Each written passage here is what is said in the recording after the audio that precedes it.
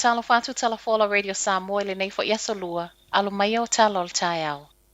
E ono le atoa le pui ngō le silia ma le afe 5 se lautangata na whai o lātou tui o le COVID-19, ona ele isa o le malulu na te wai le vai la au. Whaamtalanga ma le Southern District Health Board o lo o ngafa matui o lo o whai e Queenstown ma Central o Otago, o le vao le aso mua o te sema ma le aso luas ma le valo Januari le tausanga le nei. Le ana whai ai tui o i lātou wa fisilingia le mauti noa wa pui a ato atoa. Mai le pūlengo le te leo le afiango i lātou nei sa whai atui lo na tolu po le booster, e se nisi sa whai o lātou ulua i tui ma tui lo na lua.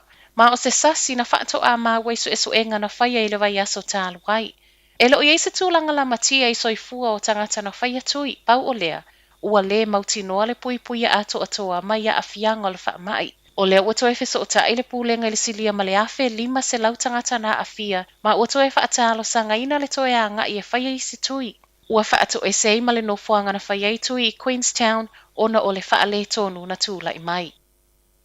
Ua whao popo nofuanga e a ngai i aitangata e au mai eia lato rapid antigen test. Olo i eile nau ta ingo le matanga luengo le soifua malolo ina. Ia le i lunga ato o le 20 minute e whaatali ai le tangata pe a ngai e piki le siaki wa mai a oka. I to tono le asa to na i whaato a umatu. Tolu se fulu wha afe rapid antigen test na whaatalo sanga ina i lunga le upenga ta wha ilangi. Ua whaia whaapitoa mo nei siaki.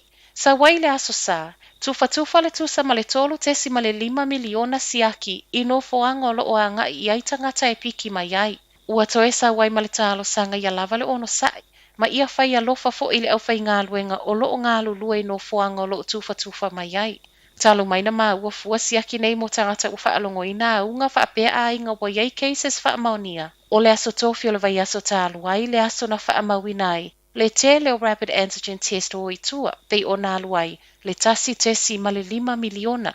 O lo o maua umale lisi o no fuanga mawhai o na maua i siaki lunga le upenga tawha ilangi a le matanga luenga le soifua malo loina. Ua se ia le lesi tala le chiropractor na ia wha se ina le ACC, e ala i le whai o le silia ma le tasi afe appointment le sao, o Matthew Richard o le chiropractor i Queenstown, ma o le aso ana nafi na wha asalai, e tutongi le tolu se fulu afe tala, ma ua se ia fo i malona lai sene. O le ua whaasala e whaapea na ia whaiani whainga tau whaasese na pelongi ai le ACC, i le silia ma le se lau tolu se fulu afe tala i le tausanga ma masina e se fulu, ma o le tausanga e lua afe se fulu ono na a mata su e ai. Na maua ina ua tau a au le ACC le telo invoices na tu inatu, le e silia ma le lua se lau afe tala ma e whaapea o se au whainga maua lunga tele lea, ua invoice ai e se chiropractor le ACC.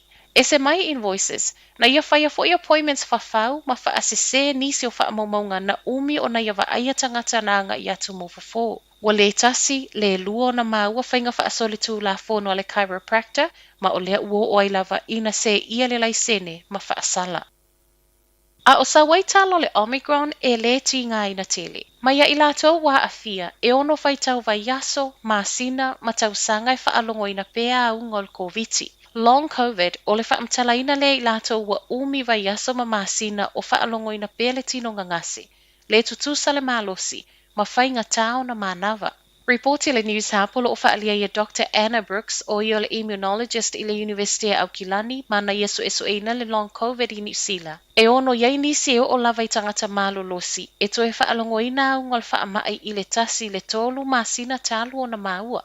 O le toʻatelo i lātou o loo mau i le long COVID o tupulanga la iti, ma pau o le whautuanga watu ina mai, ia lava le malolo.